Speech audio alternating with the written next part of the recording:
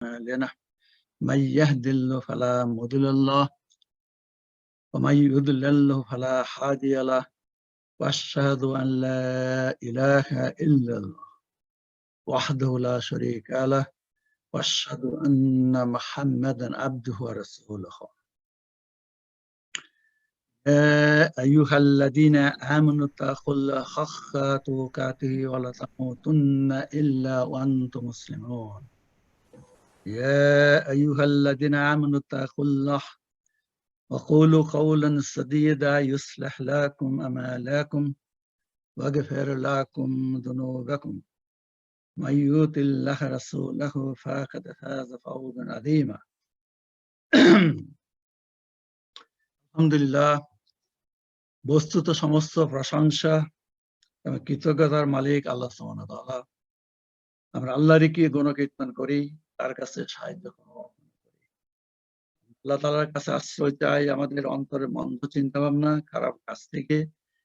তিনি যাকে হিদায়াত দান করেন তাকে কেউ বিপদগামী করতে পারে না, আর তিনি যাকে বিপদগামী করেন তাকে হিদায়াত দিতে পারে না।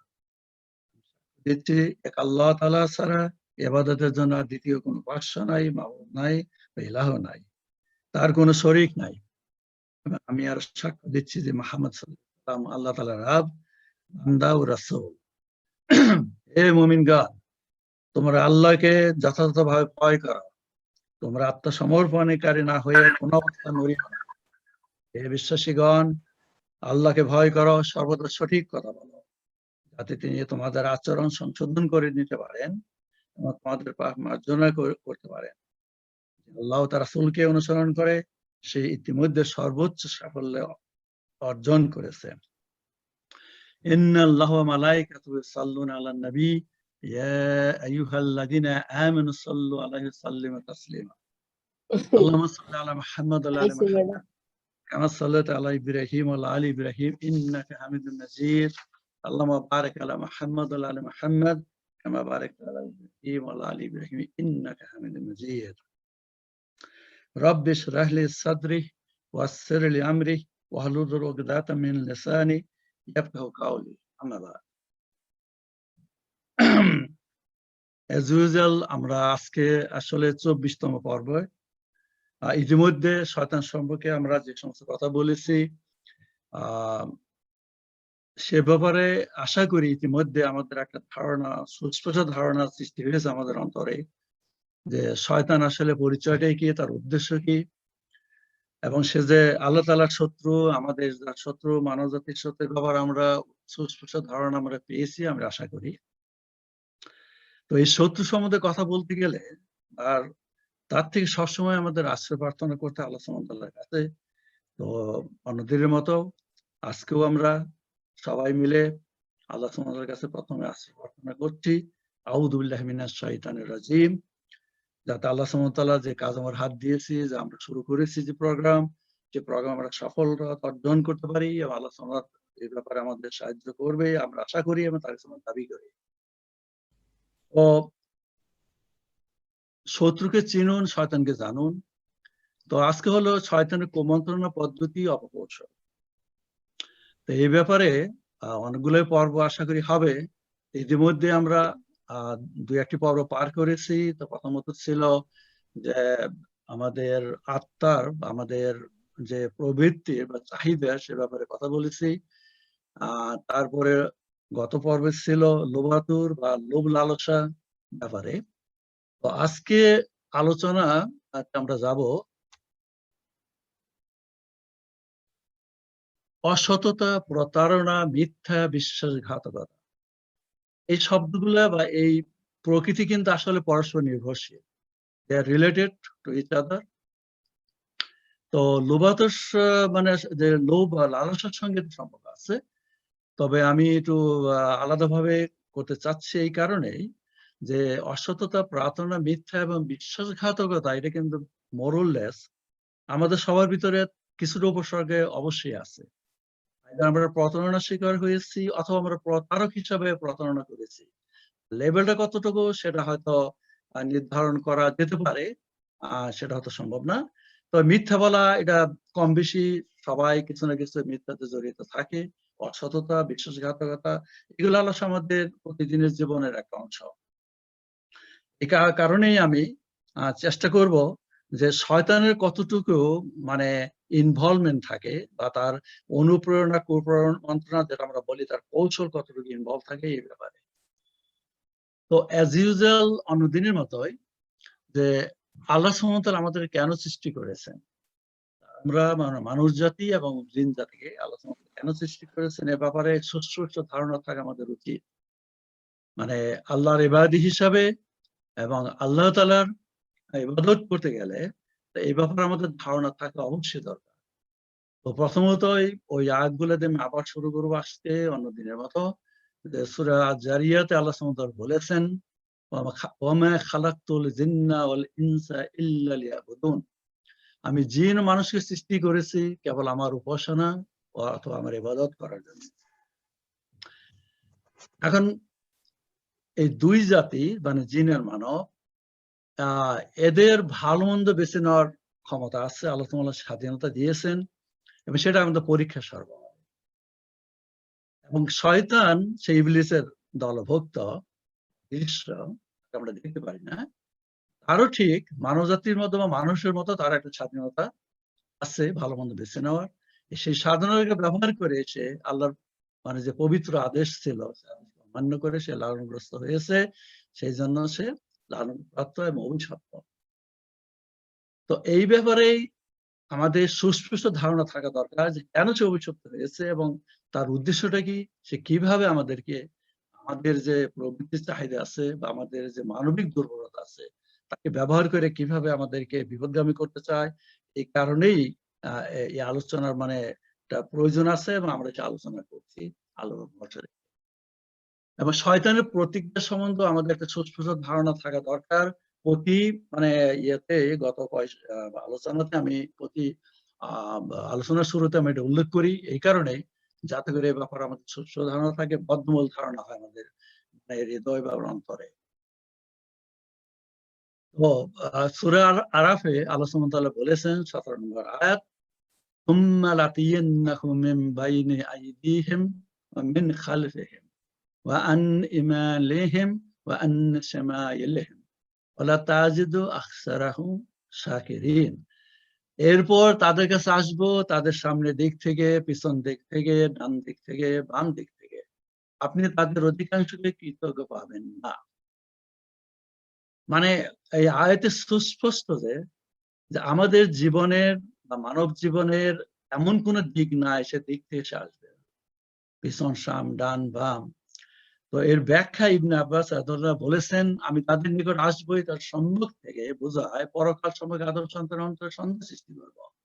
তাদের পশ্চাৎ থেকে বোঝায় পার্থিব জীবনের প্রতি তাদেরকে আকৃষ্ট করব। তবে দক্ষিণ বাম দিক থেকে বোঝায় ধর্ম সম্পর্কে বিভ্রান্ত হতে পাপ কাজে জড়িত হয় তাদেরকে অনুপ্রাণিত করব। এক্সারজিস বা ইবনে আব্বাস রাদিয়াল্লাহু ব্যাখ্যাটা এত বাস্তব, এরা কিয়ামত আগ পর্যন্ত ব্যাখ্যার যথেষ্ট তাৎপর্য রয়েছে এবং সেটা ভ্যালিড থাকবে।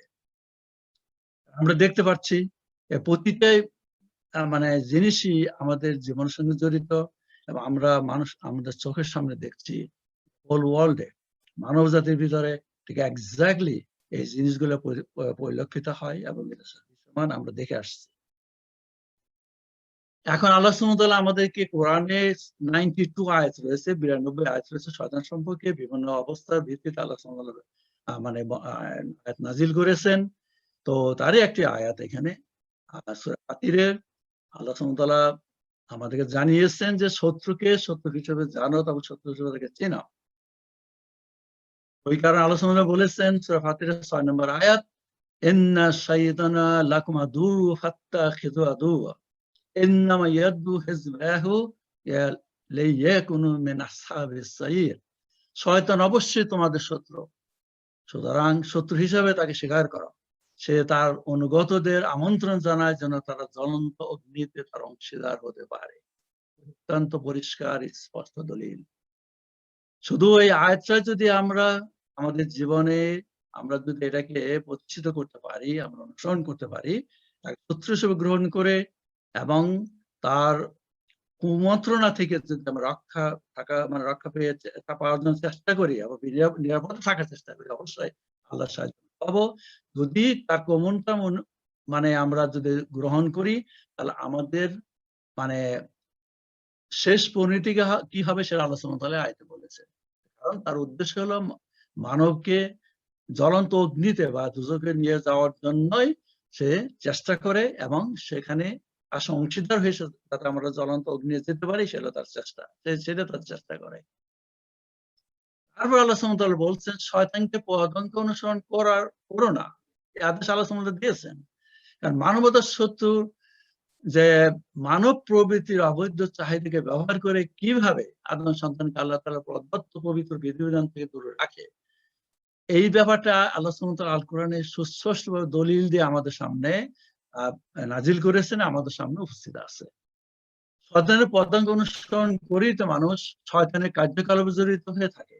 উল্লেখ্য অবৈধ অন্যায়, নীতিবর্জিত কাজ, নরনারীর অশ্লীলতা, সামাজিক অস্থিরতা, সন্ত্রাসী, জনকল্যাণ বিরোধী কার্যকলাপ সাধারণত শয়তানের পদাঙ্ক অনুসরণে গঠিত হয়ে থাকে। এবং এই যে আমরা অসততা, তার প্রতারণা, মিথ্যা, বিশ্বাসঘাতকতা, এগুলো তার একটা অংশ।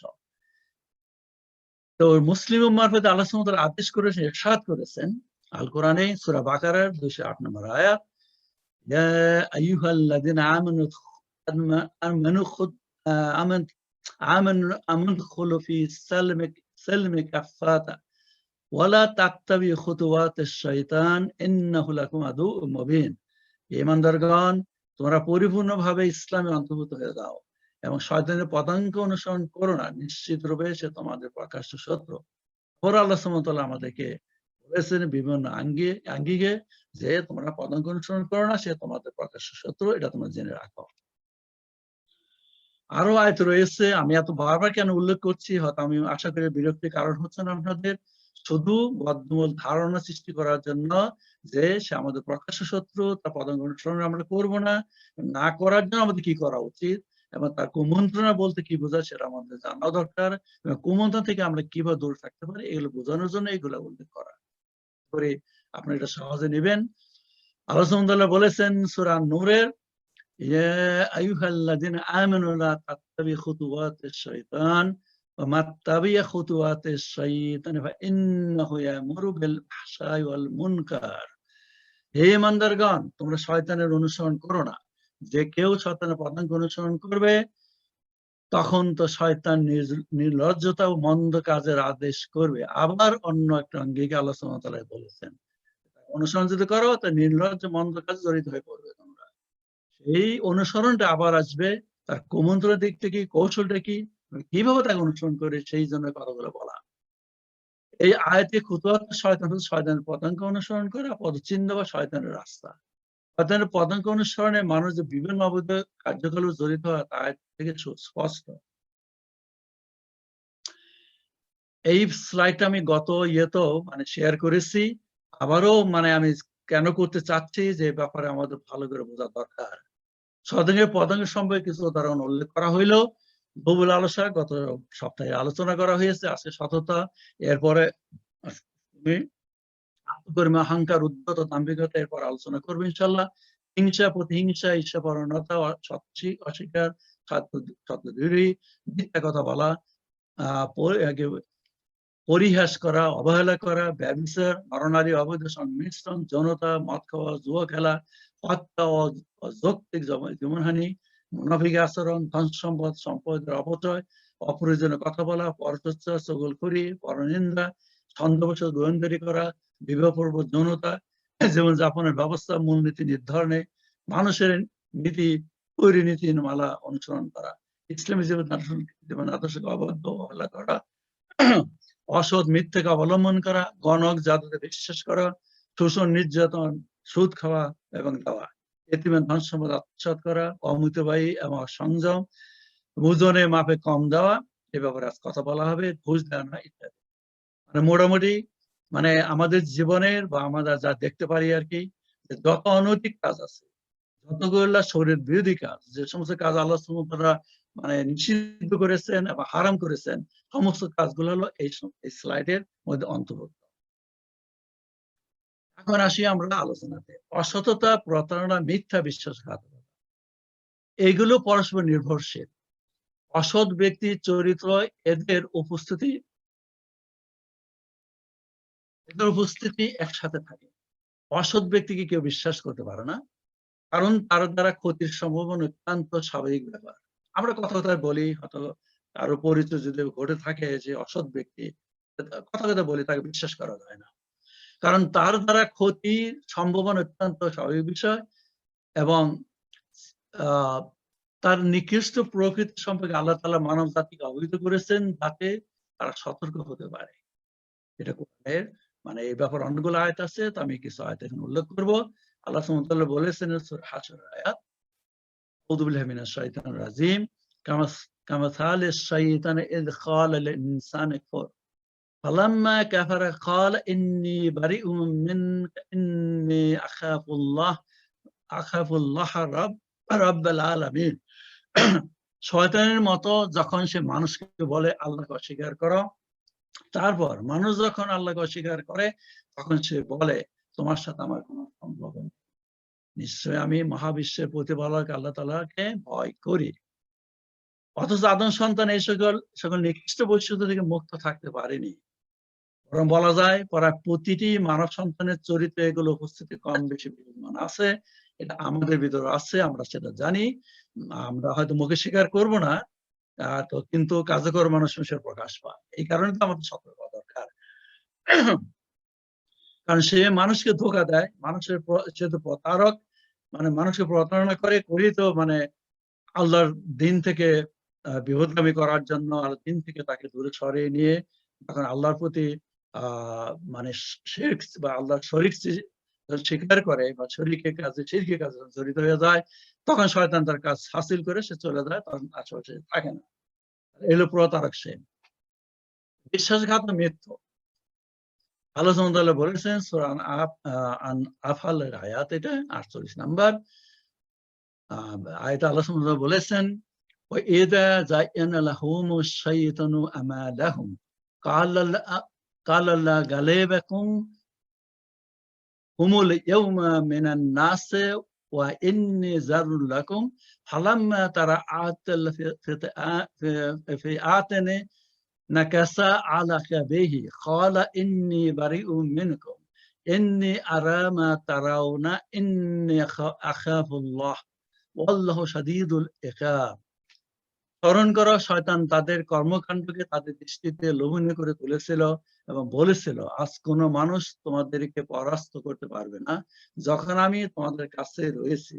কিন্তু যখন দুই বাহিনী পরস্পরের দৃষ্টির পথে আসে তখন সে ঘুরে চলে যায় এবং বলে, দেখো তোমাদের সাথে আমার কোনো সম্পর্ক নাই, দেখো না আমি তা দেখতে পাই, আমি অবশ্যই আল্লাহকে ভয় করি কারণ তিনি শাস্তি দেনে কঠোর। আয়াত হচ্ছে বদরের যুদ্ধের সম্পর্কিত আয়াত, এই বদরের যুদ্ধের ব্যাপারে। কারণ বদরের যুদ্ধের সময় শয়তান কোন এক গোত্রের প্রধানের রূপ ধারণ করে ছদ্মবেশী হিসাবে মানে কুরাইশ নেতাদের কাছে বলেছিল যে তোমরা আজকে জয়ী হবে, তোমাদেরকে কেউ পরাস্ত করতে পারবে না। কিন্তু যখন যুদ্ধের মুখোমুখি হইলো দুই বাহিনী, এদিকে মুসলিম বাহিনী, অন্যদিকে হলো কুরাইশ বাহিনী বা কাফেরদের বাহিনী, তখন আল্লাহ সুবহানাহু ওয়া তাআলা তো ফেরেশতা নাজিল করে ফেরেশতা দিয়ে রাসূল সাল্লাল্লাহু আলাইহি ওয়াসাল্লামকে সাহায্য করেছেন, মুসলমানদের সাহায্য করেছেন। তো যখন ফেরেশতারা আসছিল শয়তান দেখতে পেয়েছে, অন্য কেউ দেখতে পারেনি। তখনই সে বুঝতে পেরেছে তার আর কিছু করার মানে তার পক্ষে সম্ভব হবে না। তখনই সে ঘুরে দাঁড়িয়ে চলে গেল এবং এমন কথা আছে যে তখন ওই কুরাইশদের নেতারা বলছে, তুমি কোথায় যাচ্ছ? হ্যাঁ, সে চলে গেল, সে থাকছে না। তাহলে সে হলো বিশ্বাসঘাত। সে কোনোভাবে মানুষকে বা মানব জাতিকে কোন একটা গর্হিত কাজে জড়িত করে দিয়ে তখন সে তার আশেপাশে থাকবে না। তাহলে সে ১ নম্বর বিশ্বাসঘাতক, ছিল মিথ্যুক। এখন আমরা যে বিশ্বাসঘাতকতা, মিথ্যুক হিসাবে আমরা কাজ করি বা এর সঙ্গে জড়িত থাকি, তাহলে অবশ্যই আমরা শয়তানের পতঙ্গ অনুসরণকারী। সেখান থেকে বাঁচার জন্য আমাদের কি করা উচিত? এই জন্য আলোচনা আমরা করছি। তারপর আয়াত হচ্ছে সূরা ইব্রাহিম। এই আয়াতটা অত্যন্ত গুরুত্বপূর্ণ। সব আয়াত অত্যন্ত গুরুত্বপূর্ণ। তবে প্রত্যেকটা আয়াতের একটা মানে দিক নির্দেশনা থাকে, একটা তার বিভিন্ন ধরনের পরিস্থিতি বা তার আঙ্গিক থাকে। আল্লাহ সুবহানাহু ওয়া তাআলা বলেছেন, ওয়ামা কানা লিইলা আলাইকুম মিন সুলতান ইল্লা আন দাওয়াতুকুম ফাস্তাজাবতুম এলা ফালা ফালা ফালা তালুমুনি ওয়া লুমু আনফুসাকুম মা আন মা আনা বিমুসরিখিকুম ওয়া মা আনতুম বিমুসরিখি। তোমাদের উপর আমার কোনো ক্ষমতা ছিল না, কিন্তু এইটুকু যে আমি তোমাদেরকে দেখেছি, অতঃপর তোমরা আমার কথা মেনে নিয়েছ, অতএব তোমরা আমাকে ভর্ৎসনা করো না এবং নিজেদেরকে ভর্ৎসনা করো। আয়াত নাজিল হয়েছে শেষ বিচারের দিনের ব্যাপারে। যখন আয়াতের বাকি আগের অংশটা আছে সেটাকে উল্লেখ করিনি আমি, দরকার হলে আপনারা দেখতে পারেন সূরা ইব্রাহিম 22 নম্বর আয়াত। ও এই আয়াতে যা বলা হচ্ছে যে শেষ বিচারের দিনে যখন সব মীমাংসা হয়ে যাবে, তখন মানুষ একজন একজন দোষারোপ করবে, শয়তানকে দোষারোপ করবে। শয়তান সোজা বলে দেবে যে আমি তো তোমাদের জোর করি নাই, আমি তোমাদের রাস্তা দেখিয়েছি, তোমাদের দেখেছি, কিন্তু তোমরা সাড়া দিয়েছো, তোমরা আমার ডাকে সাড়া দিয়ে তোমরা খারাপ কাজে জড়িত হয়েছো, এটা তোমাদের দোষ, আমার কোনো দোষ নাই এখানে। তাহলে প্রতারক সে, তার প্রতারণা। এই কারণেই আমরা অনেক সময় ভেবে থাকি যে আমরা তো শয়তানকে জানি, শয়তান এই সমস্ত করে, শয়তানের যদি সবকিছু করে তাহলে আমাদের করার কি আছে। ব্যাপারটা সেখানেই মানে গুরুত্বপূর্ণ যে শয়তান ওইটাই চায়। শয়তানকে আমরা দোষী করবো এই পৃথিবীর জীবনে, পার্থিব জীবনে, আচ্ছা শয়তান আমাদের করছে, আমাদের করার কিছু নাই। কিন্তু এই যে শয়তান চায় ওইটা করেই আমরা বসে থাকি, আমরা কোনো ব্যবস্থা নেব না তার হাত থেকে মানে মুক্ত থাকার জন্য, তার কুমন্ত্রণা থেকে মুক্ত থাকার জন্য আমরা কোনো ব্যবস্থাই নেব না। শয়তান সেটাই চায়, তার মানে বেখেয়াল থাকি আমরা, তার সময় উদাসীন থাকি, শয়তান ওইটাই চায়। কিন্তু শেষ বিচারের দিনে আসল জিনিসটা মানে প্রকাশ পাবে যে শয়তান আমাদের আহ্বান করেছে কিন্তু আমাদের জোর করেনি। কারণ আহ্বানটা কিভাবে করেছে যে আমাদের প্রবৃত্তির চাহিদা, আমাদের যে মানবিক দুর্বলতা আছে, আমাদের পার্থিব জীবনের প্রতি যে আকর্ষণ আছে, আমাদের ধন সম্পদের প্রতি যে আকর্ষণ আছে, সেইটাকেই সে আমাদের প্রবৃত্তিতে, আমাদের যে চাহিদা আছে, চাহিদাতে সে সেটা বারবার ইন্ধন যোগাবে, বারবার সে কুমন্ত্রণা দেবে যে তোমরা এতে জড়িত হও। সেইটা আমাদের বুঝতে হবে যে এইটা আমাদের হওয়া উচিত কিনা, ভালো আমাদের কি, মন্দটা কি আমাদের জন্য, সেটা বিচার করার জন্যই আলোচনাগুলো করা হচ্ছে। কারণ অসততা, প্রতারণা এবং অসাধুতা আদম সন্তানের চরিত্রে কম বেশি এগুলোর উপস্থিত সর্বত্র লক্ষ্য করা যায়। এটা আমাদের স্বীকার করতে হবে অবশ্যই। যারা এই শয়তানিক নিকৃষ্ট প্রকৃতিটা লালন করে তারা নিঃসন্দেহে শয়তানের মন্ত্রণার কাছে আত্মসমর্পণকারী। আমরা যদি ভালো মন্দ যাচাই না করতে পারি, আমাদের পরজীবনের জন্য কি প্রয়োজন, আল্লাহর সান্নিধ্যে পৌঁছতে আমাদের কি করা দরকার, সেটা যদি আমরা বুঝতে না পারি, ধারণা না থাকে, অবশ্যই আমরা তার কুমন্ত্রণাতে জড়িত থাকবো। কারণ আমরা তখন যাচাই করতে পারবো না যে আমাদের জন্য মন্দ কোনটা, ভালো কোনটা। তাই তারা শয়তানের বন্ধু সাহায্যকারী হয়ে যায়। যারা তার কুমন্ত্রণায় ইনভলভ হয়, জড়িত হয়, তারা তো শয়তানের বন্ধু সাহায্যকারী। মানবের ব্যক্তি, পারিবারিক, সামাজিক, রাষ্ট্রীয় জীবনে এর ধ্বংসনের সৃষ্টি অশান্তি, অস্থিরতা, নিরাপত্তাহীন পরিবেশ। এটা আমরা সবাই জানি। আমাদের পরিবেশে, আশেপাশে, সারা দুনিয়াতে অস্থিরতা, অশান্তি, নিরাপত্তাহীন যে চলছে আজকের জীবনে, এটা তো একমাত্র কারণ হলো মানুষের প্রবৃত্তির চাহিদা, মানুষের অসততা, প্রতারণা। এই কারণেই ব্যবসা বাণিজ্যে বেচা কিনা, লেনদেনে অসাধুতা, প্রতারণার আশ্রয় সব দেশে অলিখিত রীতি হিসেবে প্রচলিত আছে। তবে এটা অনস্বীকার্য যে বর্তমানে প্রায় সব মুসলিম সমাজে এই প্রবণতা তুলনামূলকভাবে অন্যান্য মুসলিম সমাজের চেয়ে বহুগুণে বেশি। এটা আমরা জানি। আমি অমুসলিম কান্ট্রিতে আছি, আমি এটা প্রতিদিনই দেখে আসছি। এটা মানে এই ব্যাপারে আমার বর্তমান ধারণা আছে। অসাধুতা, প্রতারণার পিছনে অনুপ্রেরণা দিতে নাফসের অবৈধ চাহিদা বস্তুত প্রধান ভূমিকা পালন করে থাকে। পরে আমরা আসছি প্রবৃত্তির চাহিদা, নাফসের চাহিদা। শয়তানের অপর নাম হলো প্রতারক। আমরা ইতিপূর্বে আয়াত থেকে আমরা দেখেছি। কারণ প্রতিটা মানব সন্তানকে নানা ধরনের মিথ্যা আশ্বাস দিয়ে আল্লাহ তাআলার হুকুমের অবাধ্য হয়, সে প্রতিনিয়ত প্রতারণা করছে। সততা যেমন মানব চরিত্রের শ্রেষ্ঠ গুণ, তেমন অসততা, প্রতারণা, মিথ্যা বলা মানব চরিত্রের নিকৃষ্টতম গুণ। নাফস প্রবৃত্তি, অবৈধ চাহিদা মানুষকে লোভ লালসায় ঠেলে দিয়ে অসততা, প্রতারণার মতো নিকৃষ্ট চরিত্রের অধিকারী হতে সাহায্য করে।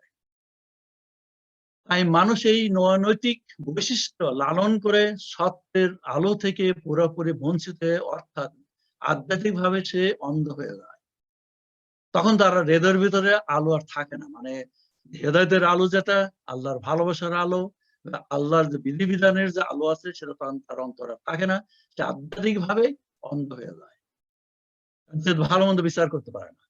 বাইরের চোখের দৃষ্টিতে সম্পূর্ণরূপে সুস্থ থাকলেও অন্তরের দৃষ্টিতে সে হয়ে যায় অন্ধ। কারণ সে তখন আর ওই বলার একই যে ভালো-মন্দ যাচাই করার ক্ষমতা হারিয়ে ফেলে। আল্লাহ তাআলার প্রদত্ত বিধিনিষেধের প্রতি তার কোন শ্রদ্ধা থাকে না এবং ইসলাম মূল্যবোধ উৎকৃষ্ট যে তার অনুমোদন করতে পারে না।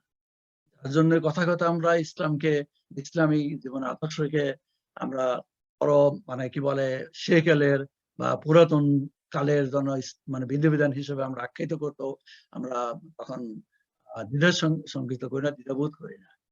তথাকথিত যে মানে ইন্টেলেকচুয়াল বা বুদ্ধিজীবী বলে আমরা নিজেরা যারা পরিচিত আরকি সমাজের কাছে, এই কাজ আমরা সর্বাগ্নে এবং সবার মানে আগে আমরা এই কাজটা করি।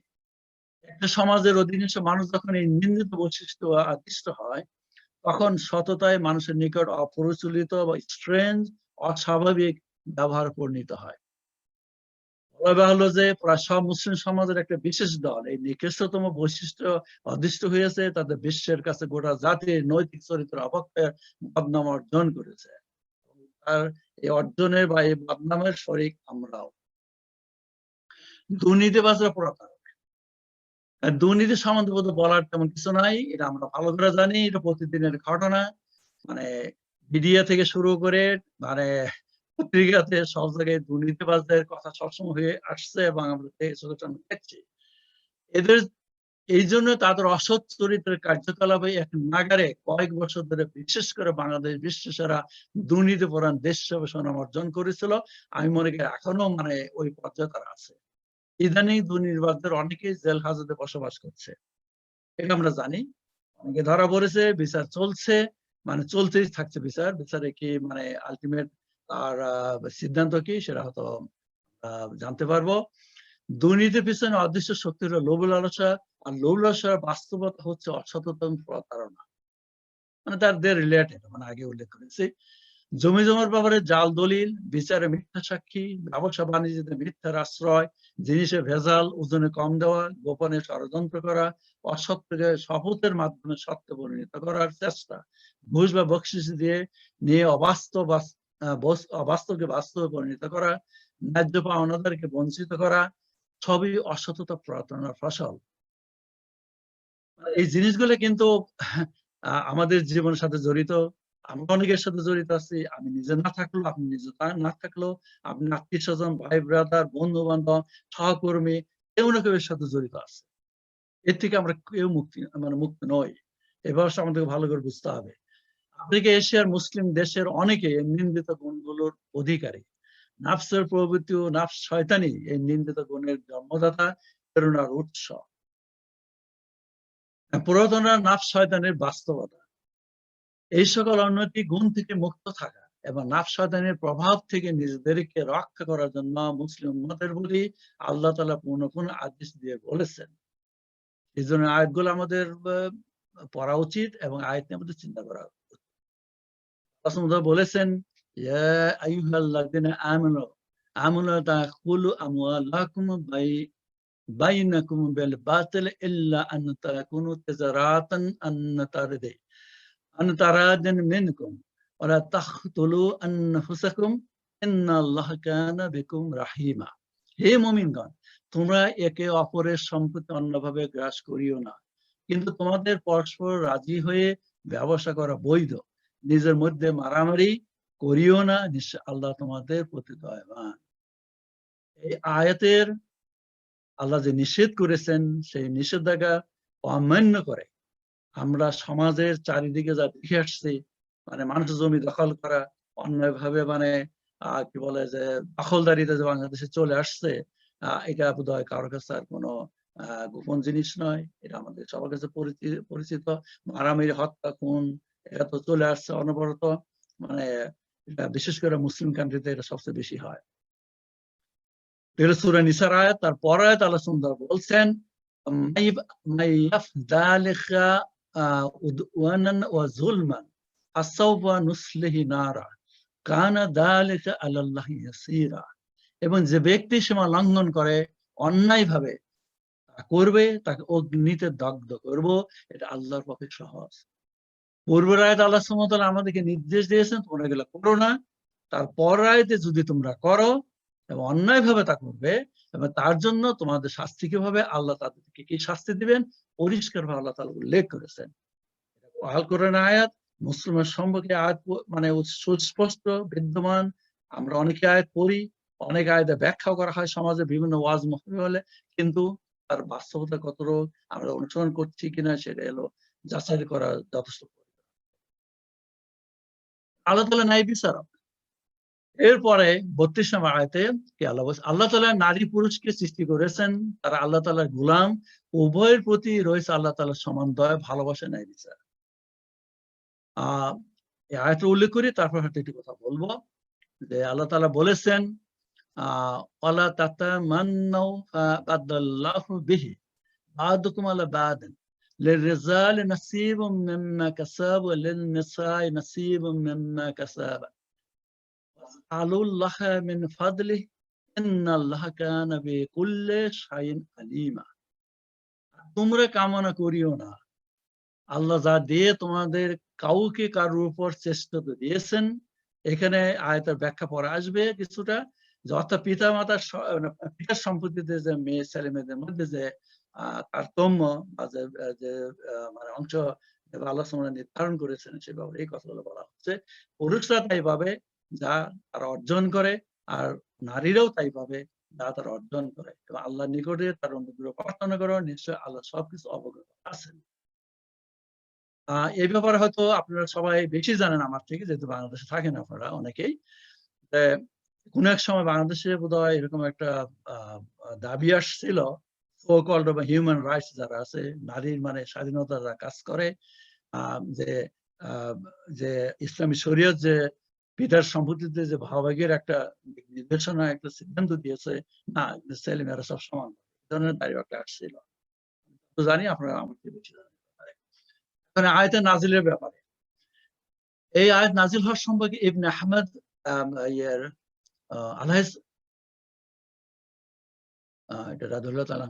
মুসনাদে বর্ণনা করেছেন যে উম্মে সালামা মানে আবার হবে রাসূল সাল্লাল্লাহু আলাইহি ওয়াসাল্লামের প্রিয় স্ত্রী এবং মুমিনদের মাতা জিজ্ঞেস করলেন, হে আল্লাহ রাসূল সাল্লাল্লাহু আলাইহি সাল্লাম, পুরুষ যুদ্ধে যায়, আমরা যেতে পারি না, আমরা পুরুষের অর্ধেক ওয়ারিশ পাই। এই প্রশ্ন উত্তরে আল্লাহ তাআলা আয়াত নাজিল করেন। এটা আহমেদের আর কি আয়াত। আল্লাহ তাআলা ভালো জানেন কার কতটুকু পাওয়ার অধিকার আছে। তাই অন্যদের ভাগের অংশ নিয়ে তারা বেশি পেলেও সেটা নিয়ে মুসলিম নারীদের কষ্ট পাওয়ার সঙ্গে কোনো কারণ নাই। সর্বদিক বিচার করে দেখা যায় ইসলাম নারীকে যে স্বাধীনতা দিয়েছে, পিতামাতার প্রতি ও স্বামীর সাংসারিক দায়িত্ব থেকে নারীদেরকে অব্যাহতি দেওয়া হয়েছে। তাদের কোনো দায়িত্ব একবারই নাই, পিতামাতার প্রতিও নাই, স্বামী সংসারের প্রতি কোনো দায়িত্ব নাই। বলা যায় নারীরা সবচেয়ে বেশি লাভবান হয়ে থাকেন। অন্যান্য ধর্মের ব্যবস্থার নারীদের ব্যাপারে কোনো স্বাধীনতাই নাই। অন্য ধর্ম সম্বন্ধে আমরা জানি না বলেই হয়তো মানে নারী স্বাধীনতা তারা কাজ করে, মানে তারা মুসলিম নারীদেরকে আসলে বিভ্রান্তি করার জন্য, এবং তারা এই সমস্ত কাজে জড়িত আছে, এতে কোনো সন্দেহ নাই যে মানে কোনো কোনো ধর্ম তো নারীদের কোনো অধিকারই নাই, না পিতামাতার সম্পত্তিতে তাদের কোনো অধিকার নাই, না এখন মুসলমানদের অধিকার দেওয়া হয়েছে না এটাকে সমান করো। মানে কি ধরনের মানে মানে বিভ্রান্ত চিন্তা ভাবনা। সেকুলার পন্থী নারী স্বাধীনতাবাদীদের এ ব্যাপারে যে দাবি, তা আল্লাহ তাআলার পবিত্র বিধিবিধান ইসলাম শরীয়ত বিরোধী। যদি কোনো মুসলিম এ দাবির পক্ষে সমর্থন দেয় তখন তার ঈমান হয়ে যায় প্রশ্নবিদ্ধ। তাহলে ন্যায় বিচারের উপর অনাস্থা এবং তাই ইসলামের গণ্ডি থেকে বের হওয়ার জন্য যথেষ্ট। এটা কিন্তু আমাদের চিন্তা করা দরকার আছে। আমরা আবেগে কাজ করি, আমরা হয়তো নারীর স্বাধীনতার যে পক্ষে আছি এবং আমরা নারী স্বাধীনতাবাদী, ওই হিসেবে প্রমাণ করার জন্য আমরা যে শরীরের বিরোধী কাজ করছি, এই বিরোধী কাজ করার জন্য যে আমরা ইসলামের গণ্ডি থেকে আমরা বাইরে চলে যেতে পারি, এই ব্যাপারে তখন আমরা চিন্তা করতে পারি না এবং শয়তানের কুমন্ত্রণা এখানে কাজ করে। এই জিনিসটা বোঝার জন্য আমাদের আলোচনা করা দরকার। আত্মীয়-স্বজনের সাথে প্রতারণা, এটা অত্যন্ত পরিচিত ঘটনা। অনেক সময় দেখা যায় আত্মীয়-স্বজন ভাই বোনদের প্রাপ্য আদায় না করে অনেকে প্রতারণামূলক আচরণে পবিত্র বিধানের সীমা লঙ্ঘন করে। মানুষ প্রবৃত্তির চাহিদায় আত্মসমর্পণ করে এই প্রতারণামূলক কাজে জড়িত হয়ে থাকেন। মূলত নাফস শয়তানি এর পিছনে প্রধান ভূমিকা পালন করে। নাফস সাধারণ মানে হলো শয়তান এবং নাফস আমার প্রবৃত্তি দুইটা একসঙ্গে জড়িত। আল্লাহ বলেছেন সূরা আনফালের আয়াত ইয়া আইয়ুহাল্লাযিনা আমানু লা তাখুনুল্লাহ ওয়া রাসূলা ওয়া তাখুনু আমানাতিকুম ওয়া আনতুম তা'লামুন ওয়ালামু আন্নামা আমওয়ালাকুম ওয়া আওলাদুকুম ফিতনা ওয়া আন্নাল্লাহা ইনদাহু আজরুন আযীম। হে মুমিনগণ, জেনে শুনে আল্লাহ তার রাসূলের সহিত বিশ্বাস ভঙ্গ করবে না এবং তোমাদের পরস্পরের আমানত সম্পর্ক নয়। তুমি জেনে রাখো যে তোমাদের ধন সম্পদ সন্ততিতে এক পরীক্ষা, আল্লাহর নিকট মহাপুরস্কার রয়েছে। এখন পরস্পরের আমানত কোনটা সেই ব্যাপারে আমাদের যে কথা বলছি, আত্মীয় স্বজনকে প্রাপ্য দান আদায় করা আমানতের অংশ। কিন্তু আমাদের সামাজিক ভাবে আমরা দেখতে পারি যে ভাইয়ের অনেক সময় বোনদের অংশ দিতেই চায় না, নানান ধরনের মানে কারসাজি করে, নানান ধরনের ফোন দিয়ে করে যে না বন্ধুকে মানে কি বলে নিরাশ করার জন্য তারা সবসময় চেষ্টা করে।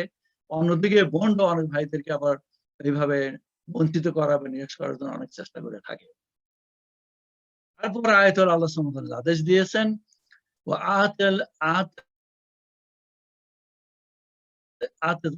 আতিযাল কুরবা হাক্কা ওয়াল মিসকিনা ওয়া ইবনাস সাবিল ওয়ালা তুবাযজির তাবযীরা। আত্মীয়-স্বজনকে দিবে তার প্রাপ্য এবং অভাবগ্রস্ত পর্যটককে কিছুতেই অপব্যয় করিও না। তিনটি জিনিস এখানে আল্লাহ সুবহানাহু ওয়া তাআলা বলেছেন একটা সূরা আয়াতে। আত্মীয়-স্বজনকে তার প্রাপ্য দিবে, যেন কোনোভাবে এই সীমা লঙ্ঘন না করা হয়। অভাবগ্রস্তদের পর্যটককে দান খরচ দিয়ে আশেপাশে যারা আছে অভাবগ্রস্ত তাদেরকে সাহায্য করা, আপদ-বিপদে তাদের সামনে দাঁড়ানো, সাহায্য করার এগিয়ে আসা, কিছুতে অপব্যয় করেও না। এই অপব্যয়ের ব্যাপার কিন্তু আমরা সবাই জড়িত। প্রয়োজনের তুলনায় আমরা অনেক কিছু করি। এটা আমি নিজেকে বলছি, প্রথম আমি নিজেকে ধিক্কার দিচ্ছি। আমি এর ভিতরে অন্যতম। আমরা করে থাকি যেটা কোনো প্রয়োজনই নাই, কিন্তু আমরা সেটা করি এবং সেটা অপব্যয়ের ভিতর হচ্ছে। মানে অন্যকে আয়াতে পরে এক সময় দেখবো যখন অপব্যয়ের কথা বলবো, যে অপব্যয় যারা করে তাহলে শয়তানের ভাই। এর পরবর্তী আয়াত এক সময় আসবে, আজকে না, সেটা অন্য সময় ইনশাআল্লাহ আসবে। এখন অন্য দিকে আসি, ধন সম্পদ অর্জনের প্রতারণা। ধন সম্পদের সম্পদশালী এবং গরিব হওয়া, এই দুই অবস্থায় মানুষের জন্য আল্লাহ তাআলা সূরা নিসার যেমন ২৮ নম্বর আয়াতে আল্লাহ তাআলা সেটা পরিষ্কার উল্লেখ করেছেন। আমরা একটু আগে দেখেছি আর কি। ধন সম্পত্তি, সন্তান সন্ততি তোমাদের জন্য পরীক্ষা। আল্লাহর কাছে রয়েছে পুরস্কার, একটা মহা পুরস্কার। কিন্তু মানুষ সেটা না বুঝে অন্যদের ধন সম্পদ দেখে সে লোভাতুর হয়। এটা হলো একটা মানে সোয়াসের মানে ইয়ের মতো, রোগীর মতো আর কি। সোয়াসের রোগ যেরকম একজন আরেকজনকে মানে আক্রমণ করে বা পাশাপাশি থাকলে পারে আক্রান্ত হওয়ার থাকে আর কি। আজকাল করোনা ভাইরাসের ব্যাপার যেটা হচ্ছে, ঠিক ধন সম্পদ ঠিক অনেকটা ওই রকমই। তাই ধন সম্পদ উপার্জনের পিছনে সমস্ত শক্তি, সময় আত্মনিয়োগ করে এবং অসততা প্রথমমূলক কাজে লিপ্ত হয়। তখন না তার ভালো মন্দ যাচাই করার ক্ষমতা থাকে না। আমাকে এটা অর্জন করতেই হবে, আমি এই ধন সম্পত্তিটা চাচ্ছি, এই বাড়িটা করতে চাচ্ছি, এই বিজনেসটা আমাকে যেভাবে হোক এটা উপায় করে তাকে আমার দখল করতে হবে। পৃথিবীর সর্বত্র এই ধরনের ঘটনা ঘটছে, এটা নতুন কিছু নয়। এটা চলে আসছে, যেহেতু মানবিক যে দুর্বলতা আছে প্রকৃতি তার একটা অংশ, এই জন্য এটা নতুন কিছু নয়। বাংলাদেশের সমাজে অনেক বছর যাবৎ চালু ছিল, অনেকেই ঘুষ দিয়ে হলো বিশেষ প্রতিষ্ঠানে চাকরি পাওয়ার চেষ্টা করতে।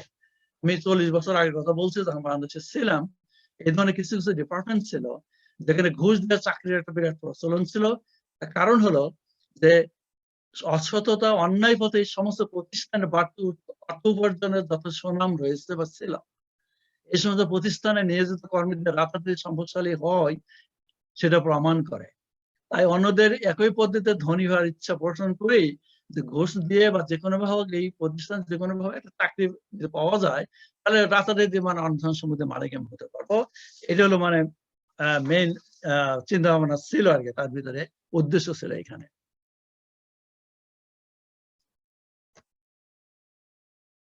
তো এটা গেল হলো ইয়ের একটা অংশ আর কি, প্রকৃতির চাহিদার একটা অংশ। তারপরে আসি মাপে ওজনে কম করা গঠিত পাপ।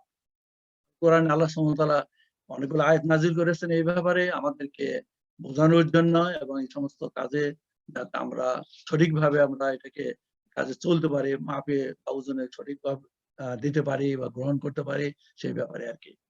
কারণ মানুষ আল্লাহ সচেতন হয়ে ধর্মের মূল্যবোধের গুরুত্ব দিয়ে নৈতিক চরিত্রে অধিষ্ঠ না হলে এই সুপ্ত ব্যাধি থেকে তার পুরোপুরি মুক্ত হতে পারবে না। মাপের ওজনে দুইটাকে শুধু যে জিনিসপত্র দ্রব্য মাপ ওজন তা নয়, বিচার বিবেচনাতে সবকিছুতেই মানে এই মাপের ওজনে আমাদেরকে একটা নির্ধারণ সীমা মেনে চলতে হবে। সেই কথা। তো ব্যবসা বাণিজ্য এবং ক্রয় বিক্রয়ের অসততা, ওজনে কম দেওয়া, অসাধুতা, প্রতারণার ব্যাপার আল্লাহ তাআলা সুস্পষ্টভাবে বলে আমাদেরকে বলেছেন। কারণ আমরা দেখে আসছি আমাদের সমাজে নিত্যনৈমিত্তিক ব্যাপার, খুব সাধারণ ঘটনা। আল্লাহ সুবহানাহু ওয়া তাআলা বলেছেন এটা, মানে সূরা আমরা সবাই জানি, ওয়াইলুল লিল মুতাফফিফিন আল্লাযিনা ইযা ইখতালু আলান নাসি ইস্তাওফুন। মন্দ পরিণাম তাদের জন্য যারা মাপে কম দেয়, যারা লোকের নিকট হইতে মেপে নেওয়ার সময় পূর্ণ মাত্রায় গ্রহণ করে। ইযা কালুহুম ওয়া উযানুহুম ইখসিরুন আলা ইয়াযুন্নু উলাইকা আন্নাহুম মাবউসুন। এবং যখন তাদের জন্য মেপে অথবা ওজন করে দেয়, তখন কম দেয়, তারা কি চিন্তা করে না যে তারা পুনরুত্থিত হবে। যে ওজনে কম দেওয়া, মাপে কম দেওয়া, অর্থাৎ যখন গ্রহণ করি বেশি নেওয়া, এই যে কতটুকু গর্হিত নাই, আল্লাহ সুবহানাহু ওয়া তাআলা এখানে স্পষ্টভাবে আমাদেরকে জানিয়ে দিয়েছেন এবং সুস্পষ্ট নির্দেশনা বা সুস্পষ্ট আদেশ যে তোমরা এই কাজ করবে না। তারপরেও কি আমরা করছি না? অবশ্যই করছি, প্রতিদিনের ঘটনা আমাদের। এখন ওজনের মাপের ব্যাপারে আল্লাহ তাআলার নির্দেশ আরো আছে। এটা সূরা আরাফের আয়াত। স্পষ্ট একটা মানে কওমের কথা উল্লেখ করে আল্লাহ সুবহানাহু ওয়া তাআলা বলেছেন। আমরা আয়াতের সাথে দেখব আল্লাহ সুবহানাহু ওয়া তাআলা বলেছেন, ওয়া ইলা মাদিয়ানা আখুহুম শুআয়বা ক্বালা ইয়া কাওমি ইবুদুল্লাহা মা লাকুম মিন ইলাহিন গায়রুহু قد جاءتكم بينة من ربكم فأوفوا الكيل والميزان ولا تبخسوا الناس أشياءهم ولا تفسدوا في الأرض بعد إصلاحها ذلكم خير لكم إن كنتم مؤمنين। মাদিয়ানবাসীদের নিকট তাদের ভ্রাতা শুআয়বকে পাঠিয়েছিলাম। সে বলেছিল, হে আমার সম্প্রদায়, তোমরা আল্লাহর ইবাদত করো, তিনি ব্যতীত তোমাদের জন্য কোনো ইলাহ নাই। তোমাদের প্রতিপালক হইতে তোমাদের নিকট স্পষ্ট প্রমাণ এসেছে, সুতরাং মাপ ও ওজন ঠিকভাবে দিবে, লোকদেরকে তাদের প্রাপ্যবস্তু কম দিবে না এবং দুনিয়াতে শান্তি স্থাপনের পর বিপর্যয় ঘটাবে না। তোমরা মুমিন হলে তোমাদের জন্য এটা কল্যাণকর। আয়াত, আল কোরআনে আয়াত আমাদের সামনে উপস্থিত আছে, আমরা অনেকে পড়ি। এটা মানে আমি আশা করি আজকাল এই ব্যাপারে কিন্তু আলোচনা কম হয় না, ওয়াজ তো আমি শুনে আসছি, কিন্তু তার বাস্তবতা, তার মানে আমাদের সমাজে তার কতটুকু তারা আমরাকে ইমপ্লিমেন্ট করতে পেরেছি আর কি, সেটার প্রশ্ন এখানে আছে। আল্লাহ তাআলা আরো নির্দেশ রয়েছে এই ওজনের ব্যাপারে। এটা হলো সূরা শুআরার আয়াত। আল্লাহ সুবহানাহু ওয়া তাআলা বলেছেন, আউফুল কাইলা ইযা কিলতুম আযিনু বিল কিসতিল মুস্তাকিম যালিকা খায়রুন আহসানু তাওয়িলা। মাপে দেওয়ার সময় পণ্য মাপে দেবে, ওজন করবে সঠিক দাঁড়িপাল্লায়, এটা উত্তম, পরিণামে উৎকৃষ্ট। এটা আল ইসরার আয়াত। তারপরে আয়াতে বলেছেন আল্লাহ সুবহানাহু ওয়া তাআলা, যেটা হলো সূরা শুআরার আয়াত, আউফুল কাইলা ওয়া লা তাকুনু মিনাল মুখসিরিন ওয়াজিনুল বিল কিসতিল মুস্তাকিম। মাপে পূর্ণমাত্রা দেবে, যারা মাপে ঘাটতি করে তাদের অন্তর্ভুক্ত হইও না, এবং ওজন করবে সঠিক দাঁড়িপাল্লায়। ওয়ালা তাবখাসুন নাস আশিয়াহুম ওয়ালা তাসাউ ফিল আরদি মুফসিদিন। লোকদেরকে তাদের প্রাপ্য বস্তু কম দিবে না এবং পৃথিবীতে বিপর্যয় ঘটাবে না। তাহলে আয়াতগুলো হলো পরস্পর একসঙ্গে সঙ্গে তার সম্পর্কে, এবং প্রত্যেকটা আয়াতেই যে মাপে দেওয়ার সময় ঠিক মতো দেবে, ওজন করার সময় ঠিক মতো করবে, দাঁড়িপাল্লা ঠিক মতো ব্যবহার করবে, কোনো মানে তাতে কোনো করবে না আর কি, সীমা লঙ্ঘন করবে না। যদি করা হয় তাহলে তার জন্য কি মানে শাস্তি আল্লাহ তাআলা করেছেন, এই সমস্ত লোকদের অন্তর্ভুক্ত যাতে আমরা না হই। এবং যদি এটা আমরা করি, কারণ ন্যায় বিচার দাঁড়িপাল্লার সব সম্পর্ক রয়ে গেছে, তাহলে পৃথিবীতে বিপর্যয় ঘটবে। আমরা সেটা করি, বা মানুষ জাতি সেটা ওজনে বা মাপে বিচারে যদি ন্যায় বিচার না করে, তাহলে বিপর্যয় পৃথিবীতে ঘটবে। আমরা সেটা দেখছি সমস্ত জাতিতে, শুধু মুসলমান মত নয়, এ ব্যাপারে আজকাল সমস্ত জাতি হলো, সমস্ত মানব জাতি হলো, বিভিন্ন ধর্ম, বিভিন্ন গায়ের রঙ, সবকিছু মানুষের সঙ্গে জড়িত, এবং তারা সবাই বিপর্যয়ের মধ্যে আছে এখন। উপরিল্লিখিত আয়াতে ওজনের প্রতারণা করার আদেশ আল্লাহ তাআলা না করার আদেশ আল্লাহ সুস্পষ্ট দিয়েছেন। মাপ ওজনের সাথে ন্যায় বিচারের অন্তরঙ্গ সম্পর্ক রয়েছে। এই জন্য প্রতিটা দেশে বিচার বিভাগের প্রতীক হচ্ছে দাঁড়িপাল্লা। এটা আমরা দেখে আসছি। অর্থাৎ ন্যায় বিচারের মাধ্যমে দাঁড়িপাল্লার ভারসাম্য রক্ষা করলে সমাজে তথা দেশে সার্বিকভাবে ন্যায় বিচারের মাধ্যমে শাস্তি, শান্তি, স্বস্তি, নিরাপত্তা বিরাজমান করে প্রতিষ্ঠিত হয়। তাতে মানুষ মৌলিক অধিকার পুরোপুরিভাবে ভোগ করে শান্তিতে বসবাস করতে পারে। অনুরূপভাবে ব্যবসা বাণিজ্যে সততা অবলম্বন করা ওজনে প্রতারণার সাথে নিবিড় সম্পর্ক রয়েছে। ব্যবসা বাণিজ্যের আদান প্রদানের সততা অবলম্বনে ন্যায় বিচারের মাধ্যমে শরিকদের মাধ্যমে ভারসাম্য রক্ষা করলে প্রকৃতপক্ষে গোটা জাতি তার ফল ভোগ করতে পারে। তাই একটা আদর্শ সমাজে সুদৃঢ় ভিত গড়ে উঠে সমাজের পরিস্থিতিতে ব্যবসায়িক আইনীতির মানদণ্ড মানব নৈতিক চরিত্রের ভিত্তির উপরে। মাপে ওজনের প্রতারণা হচ্ছে ধ্বংসের কারণ।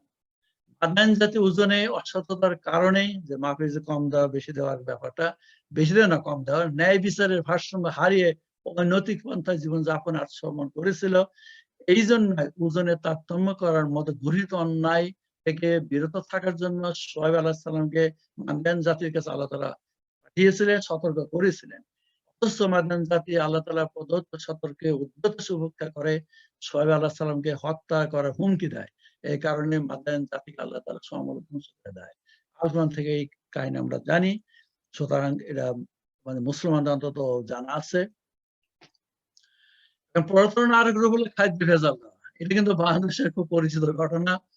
প্রায় প্রতিদিন আমরা দেখে আসছি, শুনে আসছি। নিত্য প্রয়োজনীয় জিনিস, বিশেষ করে খাদ্যদ্রব্যে ভেজাল দেওয়া, ওজনে কম দেওয়া, অসৎ অসাধু ব্যবসায়ীদের রাজনীতি ধনী হওয়ার অবৈধ পন্থা। প্রসঙ্গত উল্লেখ্য, বাংলাদেশের নির্মাণ ব্যবসায় অসততা অত্যন্ত পরিচিত ঘটনা। সিমেন্ট ও লৌহ ঠিকমতো ব্যবহার না করায় বা দেশে প্রতিষ্ঠিত মানদণ্ডের বহির্ভূত নির্মাণ করায় অনেক দালান সেতু অস্থিরে ধসে পড়ে যায়। এমনকি এটা মানে কনস্ট্রাকশন শেষ হওয়ার আগে অনেক সময় পড়ে যায়, ধরে পড়ে যায়। এমনকি কোনো কোনো ক্ষেত্রে নির্মাণ কাজ শেষ হওয়ার আগে ধসে পড়ে। এটা অনেক ঘটনা ঘটেছে বাংলাদেশে। নিরীহ জনগণের জীবন, দেশের অনেক সম্পদ নষ্ট হয়েছে বা হচ্ছে। ঠিকাদারের কাজকর্ম ওজনে কম দেওয়া প্রতারণা করার মতোই। সিমেন্ট, বালু, লৌহ ওজন করেই নির্দিষ্ট পরিমাণ ব্যবহার করার কথা। এর ব্যতিক্রমে পরিমাণ ঠিকমতো ব্যবহার না করার জন্যই এই দুর্ঘটনা ঘটে। এই ক্ষেত্রে অসৎ প্রকৌশলীদের সহযোগিতাকে উপেক্ষা করা যায় না। প্রসঙ্গত উল্লেখ, সাভারের রানা প্লাজা ধ্বংসের হৃদয়বিদারক মর্মান্তিক ঘটনা বেশিদিন পুরানো নয়, আমরা জানি। অসৎ প্রতারক না হলে কেউ ধরনের গঠিত অন্যায় কাজ করতে পারে না। এবং সেখানে কি যে লাভ লালসা, মানে এটার ভিতরে প্রবৃত্তির চাহিদার ব্যাপারের সঙ্গে জড়িত, এবং শয়তানের কুমন্ত্রণা তার অন্যতম কারণ। শয়তানের চাহিদা বেশি মুনাফা, যেটা লাভ ব্যবসা বাণিজ্যের সঙ্গে জড়িত। শয়তানের অনুপ্রেরণা বেশি মুনাফা করার জন্য তারা এই ধরনের গৃহীত কাজ করেন। এছাড়াও খাবারের ভেজাল, ওজনে কম দেওয়া বাংলাদেশে অনেক অসাধু ব্যবসায়ীদের আরেকটা প্রতারণামূলক পন্থা, যার সাহায্যে তারা রাতারাতি ধনী হতে চায়। অথচ তারা ভেবে দেখে না, এই অসাধু প্রতারণামূলক কাজের কারণে নিজেরাই ক্ষতিগ্রস্ত হচ্ছে। ভয়ভীত প্রজন্মকে ক্রমে ধ্বংসের মুখে ঠেলে দেয়। খাবারে ভেজাল দেওয়া, ভেজাল উপকরণ ব্যবহার করে খাবার তৈরি করা, খাবারের গুণাগুণের প্রতি যত্নবান না হয়ে বিষাক্ত রসায়ন ব্যবহার করে কৃত্রিমভাবে খাবার বেশি দিন সতেজ রাখার পদ্ধতি শারীরিক দিক দিয়ে ক্ষতিগ্রস্ত হতে পারে, সেটা তাদের গুরুত্বপূর্ণ ব্যাপার নয়, সেটা তারা চিন্তা করে না। কারণ তারা এতটুকু নিজের প্রবৃত্তির চাহিদার কাছে বা শয়তানের কুমন্ত্রণা এতটুকু ভাবে যে আত্মসমর্পণ করেছে, তার বোধগম্য সবকিছু হারিয়ে ফেলছে। অনুরূপভাবে শয়তানের কুমন্ত্রণা প্ররোচনা যে আদম সন্তানের জীবনে নানা প্রকার শান্তি সৃষ্টি করে, সেটা শয়তানের কাছে কোনো গুরুত্ব পায় না, বরং আদম সন্তানের ক্ষতি করা হচ্ছে তার উদ্দেশ্য। এই ব্যাপারে দেখছি শয়তানের কাজ হলে মানুষ ক্ষতি করা, মানুষ ক্ষতি হলে তার কিছু আসতে যায় না, এবং বরং সে খুশি হয়। আর যারা এই সমস্ত কাজে জড়িত থাকে, খাদ্য ভেজাল থেকে শুরু করে, মানে যে নির্মাণ কাজ থেকে শুরু করে অন্যান্য যে সময় কাজ আছে যেখানে আমার প্রতারণা করে, ঠিক শয়তানের মতো কাজ তাদের চরিত্র শয়তানের মতো এবং শয়তানের মতো কাজ তারা করে। ভেজাল সামগ্রী রাসূল সাল্লাল্লাহু আলাইহি ওয়াসাল্লাম বলেছেন ও সতর্কতা করেছেন। এখন কিছু হাদিস উল্লেখ করব। অসৎ ব্যবসায়ীদের অসৎ কর্মের দৃষ্টান্ত মাঝে মধ্যে টিভি সংবাদে পত্রিকায় দেখা যায়। যেমন ফরমালিন দিয়ে মাছ সতেজ রাখা, ইউরিয়া দিয়ে মুড়ি ভাজা, বিষাক্ত রসায়ন দিয়ে মিষ্টি জাতীয় খাবার রং করা, ভোজ্য তেলে ভেজাল দেওয়া, ওষুধ তৈরিতে সঠিক রসায়ন ব্যবহার না করা ইত্যাদি। এই অসাধু ব্যবসায়ীদের কাছে এই গর্হিত কাজ অতি তুচ্ছ ব্যাপার। এভাবে চিন্তা করার কোনো ক্ষমতা তাদের নাই। বলতে বাধা নাই যে এরা গোটা বাংলাদেশে তথা মানব জাতির শত্রু। কারণ আজকের প্রজন্ম হবে আগামীতে জাতি বা মানব জাতির কর্ণধার। অসাধু প্রতারক ব্যক্তিদের ব্যাপারে আবু হুরায়রা রাদিয়াল্লাহু বর্ণনা করেছেন, রাসূল সাল্লাল্লাহু আলাইহি ওয়াসাল্লাম খাদ্য শস্যের একটি স্তূপের কাছে দিয়ে যাওয়ার সময় স্তূপের মধ্যে হাত ঢুকিয়ে দিলেন। আর হাতের আঙ্গুলগুলো ভিজে মনে হলো। তিনি বললেন, হে শস্যের মালিক, এ কি? সে বলল, হে আল্লাহর রাসূল, বৃষ্টিতে ভিজে গিয়েছে। তিনি বললেন, তাহলে এগুলো উপরে রাখুনি কেন? লোকে দেখে শুনে ক্রয় করত। ব্যক্তি আমাদের সাথে প্রতারণা করে সে আমাদের দলভুক্ত নয়। এর অংশটা হলো অত্যন্ত গুরুত্বপূর্ণ আমাদের জন্য। তারা এই কাজ করবে, ওজনে বাস বিভিন্ন কাজে ভেজাল দিবে বা মানে কম দিবে করবে, তাহলে তারা হলো কি দলভুক্ত না আমাদের দল। তারপর তারা মুসলিম না, তারা মুসলিম বন্ধু তার বের হয়ে যায়। আর মুসলিম কখনো প্রতারক হতে পারে না।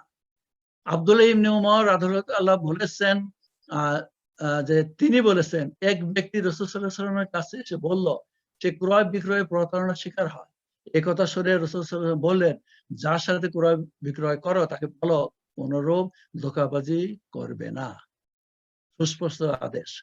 এই হাদিস অনুযায়ী যারা ওজনে প্রতারণা করে, খাবারে ভেজাল দেয়, তারা মুসলিম উম্মতের দলভুক্ত নয়, কারণ তারা প্রতারক।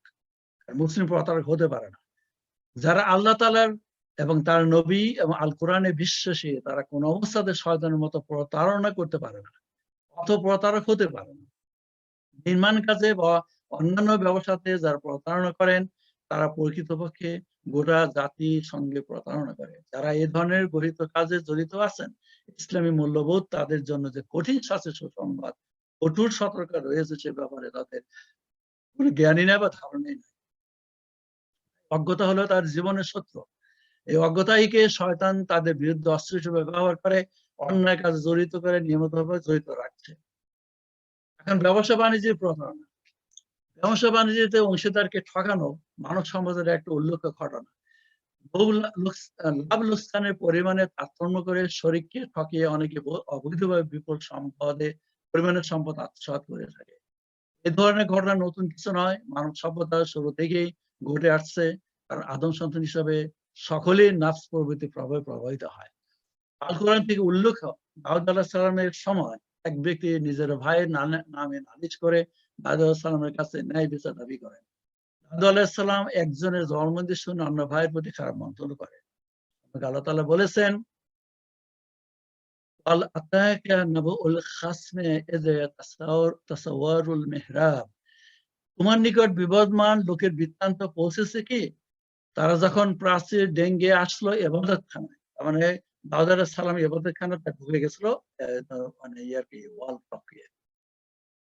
এখন দাউদের ঘটনা আর একটু মানে এখানে উল্লেখ করা যাক, তখন এটা জিনিসটা পরিষ্কার হবে। وإذ دخلوا آل داود ففزع منهم قالوا لا خف خصمنا بعضنا على بعض فاحكم بيننا بالحق ولا تشتت وهدينا إلى سواء الصراط। এবং দাউদের নিকট পৌঁছালো, তখন তাদের কারণে সে ভীত হয়ে পড়ল। তারা বলল, ভীত হবেন না, আমরা দুই বিবাদমান পক্ষ, আমাদের একে অপরের জুলুম করেছে, অতএব আমাদের মধ্যে ন্যায় বিচার করুন, অবিচার করবেন না, এবং আমাদেরকে সঠিক পথ নির্দেশন করুন। সূরা সাদের আয়াত। এই ব্যক্তির মাধ্যমে আল্লাহ তাআলা দাউদ আলাইহিস সালামকে পরীক্ষা করে দেখতে চেয়েছিলেন যে দাউদ আলাইহিস সালাম কিভাবে বিচার করেন। বিচার সাধারণত দুই পক্ষের বক্তব্য না শুনে ন্যায় বিচার করা যায় না। দাউদ আলাইহিস সালাম ভীত সন্ত্রস্ত অবস্থায় অপ্রস্তুত হয়ে ভুল করেন। তিনি একজনের বক্তব্য শুনে বিচার করলেন। দাউদ আলাইহিস সালাম বিলম্ব না করে নিজের ভুল বুঝে সিজদায় পড়ে ক্ষমাপ্রার্থী হলেন, অর্থাৎ ভুলের জন্য তাওবা করলেন। কারণ তারা যে দল টপকে ঢুকে গেছিল, দাউদ আলাইহিস সালাম অত্যন্ত নম্বরবান ইবাদত ছিলেন। ওই অবস্থা ঢুকে যাওয়াতে উনি একটু ভিতরে সংযত হয়েছেন, আল্লাহ তাআলা সেটা বলেছে আর কি। প্রভৃতির চাহিদা অনুসরণ করো না। আল্লাহ সুবহানাহু ওয়া তাআলা দাউদ আলাইহিস সালামকে পরবর্তী সময়ে তার ভুলের জন্য ক্ষমা করে তাকে নির্দেশ দিলেন যে তুমি নিজের প্রভৃতির চাহিদা অনুসরণ করো না। নবীকে আদেশ আল্লাহ তাআলা দিয়েছেন।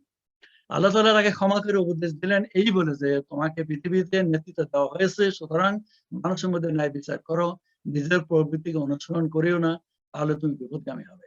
নিজের হাওয়া যে প্রবৃত্তির চাহিদাকে অনুসরণ করিও না। এটাই হচ্ছে আলোচনার গুরুত্বপূর্ণ অংশ।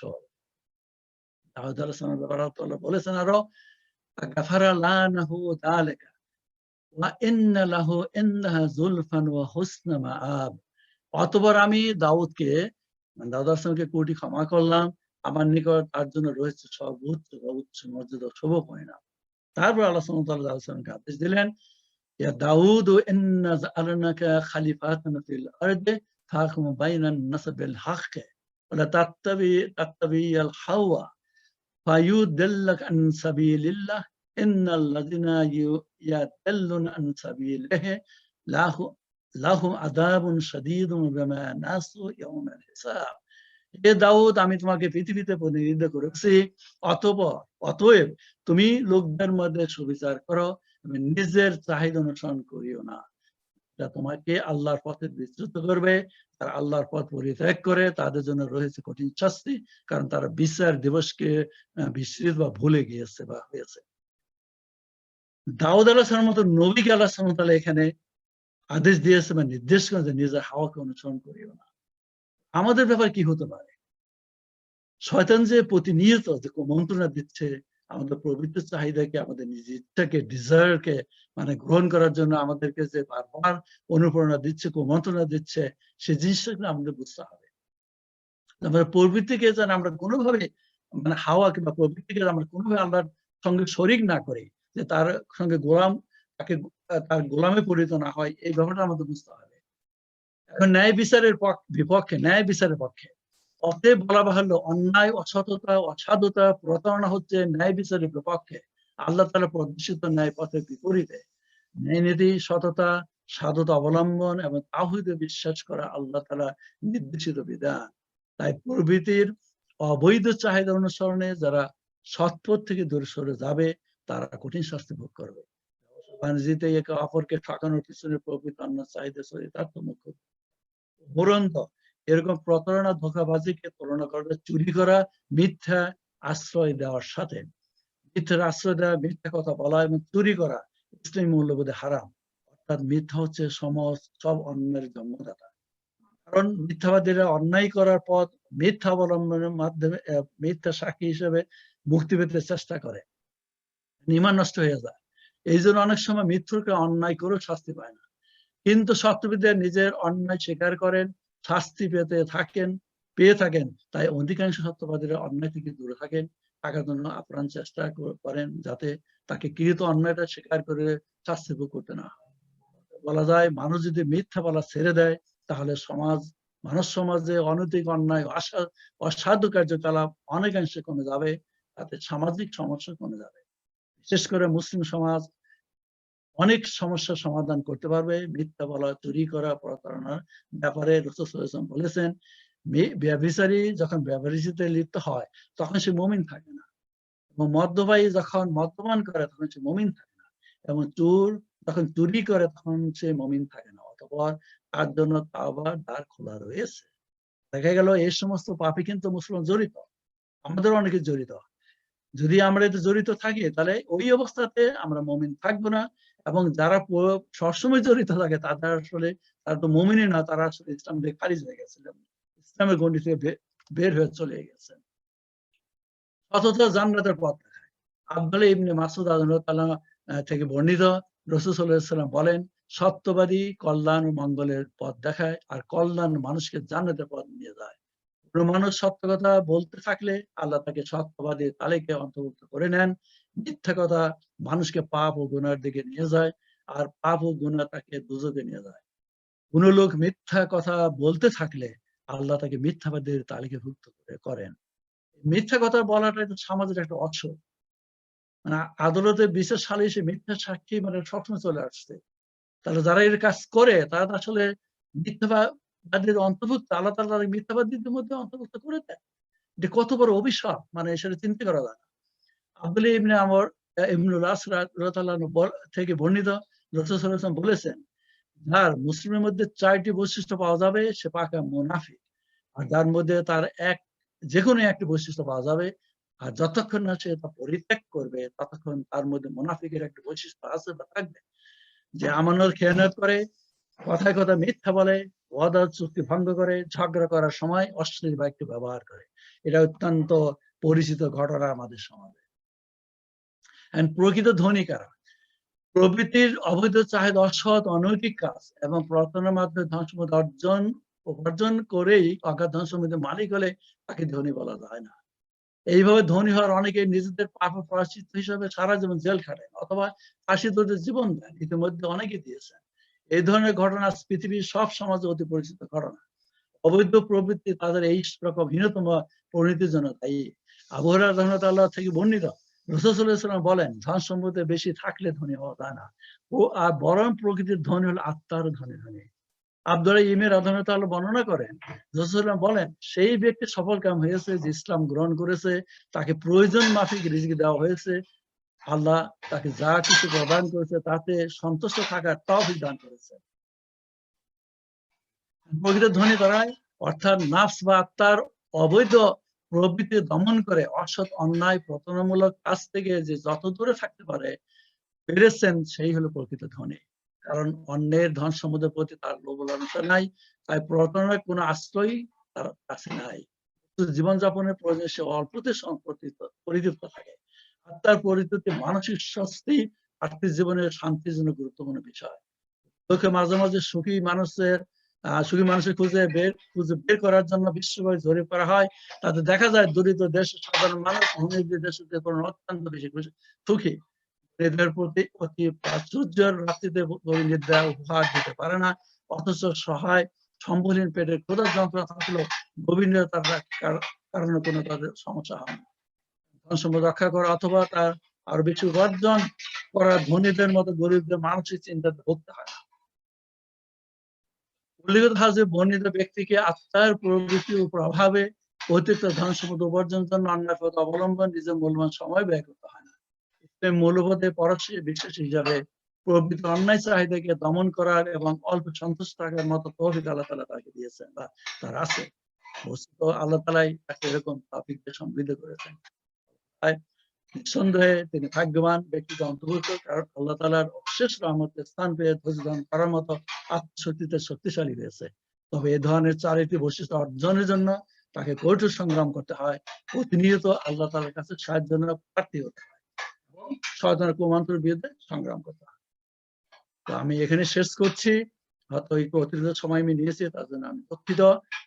যে জিনিসটা হলো আমাদের, যে আমরা যা শুনলাম, বিশেষ করে আমি যখন বলছি এটা আমার জন্য বেশি প্রযোজ্য, যে আমরা যা শুনবো এবং সেটা যদি আমরা বাস্তবে পরিণত করতে চাই আমাদের জীবনে, আমাদের আচরণে, আমাদের চরিত্র যদি সেটাকে ইমপ্লিমেন্ট করতে চাই, অবশ্যই শয়তানের কুমন্ত্রণা এবং শয়তানের যে উদ্দেশ্য আছে সেটাকে আমাদের ধারণা অর্জন করতে হবে। ধারণা অর্জন করে আমাদের প্রতিনিয়ত যে আমাদের মানে ভালো মন্দ, আমাদের ইচ্ছা শক্তি সেটা আমাদের বিচার করতে হবে। আমরা আল্লাহর সীমার বাইরে চলে যাচ্ছি, তাই আল্লাহর সীমার ভিতর আমি নির্ধারিত সীমার ভিতরে আছি, সেটা আমাদের বিবেচনা করে আমাদের জীবন যাপন করতে হবে এবং আল্লাহ এই ব্যাপারে তৌফিক দান করুন, এটা আমরা আশা করি। যা কিছু আমি বলেছি সেটা আল কোরআন হাদিসের ভিতরে হয়ে থাকে, অফকোর্স সেটা আল্লাহর পক্ষ থেকে। যদি আমি কিছু বলে থাকি সেটা আপনার পক্ষ থেকে আমি ক্ষমা চাচ্ছি। ওয়াখির দাওয়ানা আলহামদুলিল্লাহি রাব্বিল আলামিন। সুবহানা রাব্বিকা রাব্বিল ইজ্জাতি আম্মা ইয়াসিফুন ওয়া সালামুন আলাল মুরসালিন। আলহামদুলিল্লাহ।